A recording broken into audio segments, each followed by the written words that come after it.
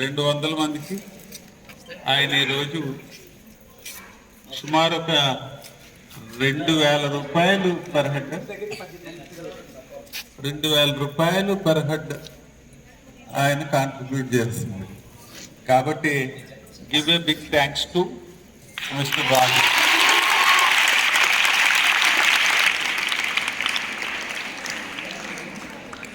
తర్వాత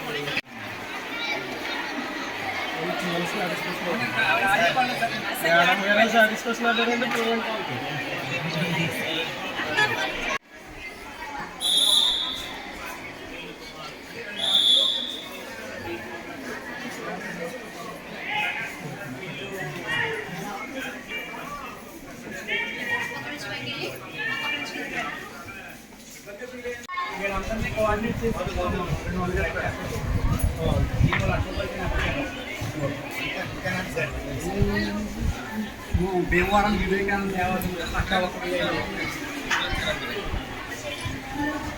పీపుల్ చేద్దండి తిరుపతి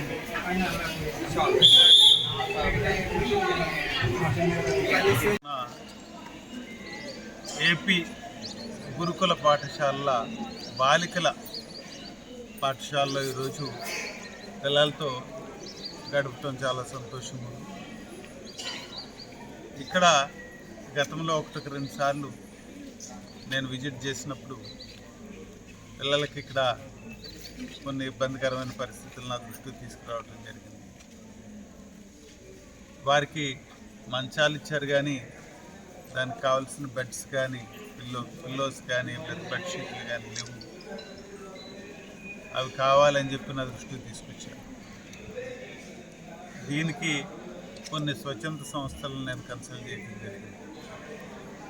ముఖ్యంగా మానవతామూర్తులు అనే ఈ స్వచ్ఛంద సంస్థ లక్కవరం నుంచి భావనం రాజు గారి ఆధ్వర్యంలో ఈరోజు 200 మందికి వారికి కావాల్సిన బెడ్స్ కానీ బెడ్షీట్ కానీ పిల్లో కానీ ఇస్తామని చెప్పి ముందుకు రావటం జరిగింది.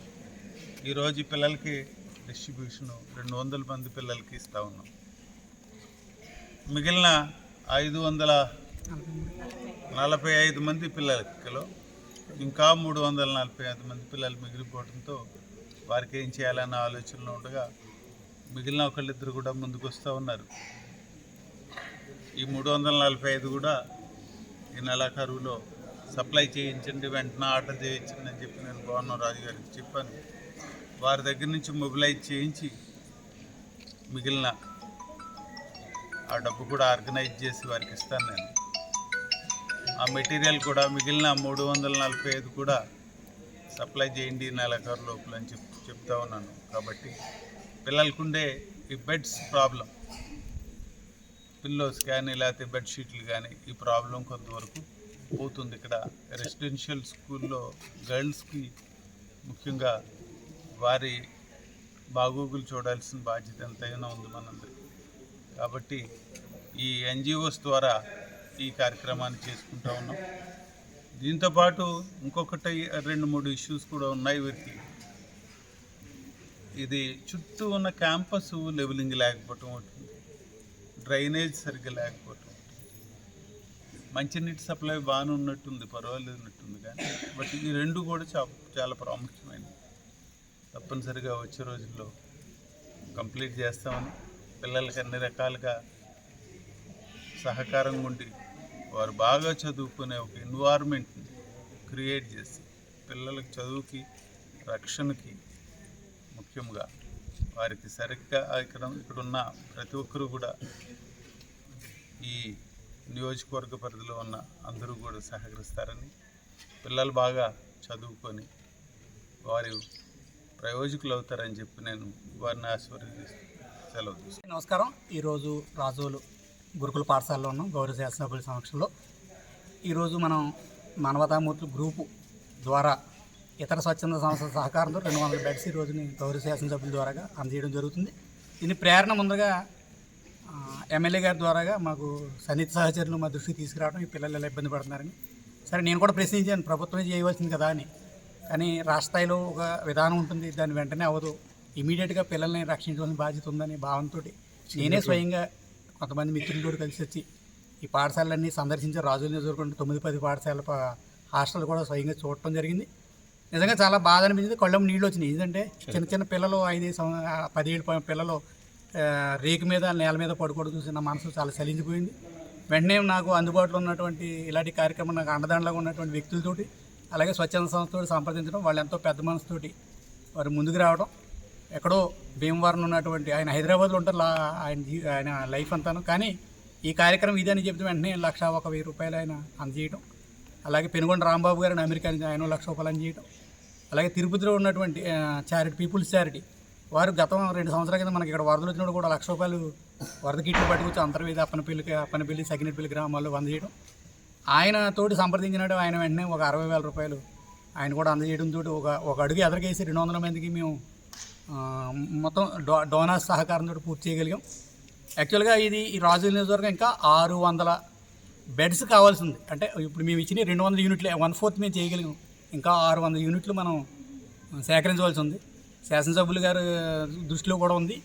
అంటే మనకి ఇక్కడ కనపడుతుంది 350 కనపడుతుంది, కానీ మిగతా హాస్టల్స్లో కూడా 250 లుట్టుకున్నాయి. 600 ఇంకా వస్తే రాజు నియోజకవర్గంలో పిల్లలందరికీ, ఆ ప్రభుత్వ హాస్టల్లో ఉన్న పిల్లలందరూ కూడా ఈ బెడ్స్ అనే ప్రాబ్లం తీరుతుంది.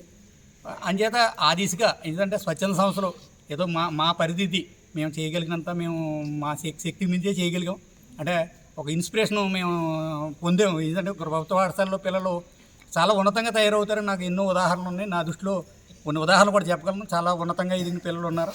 అంచేత రేపొద్దున ఇక్కడి నుంచో ఒక IAS, ఒక గొప్ప డాక్టర్, ఏదో గొప్ప ఆఫీసర్ అయ్యే అవకాశం ఏటో ప్రభుత్వ హాస్టల్లో ఉన్నాయని నేను నమ్ముతాను.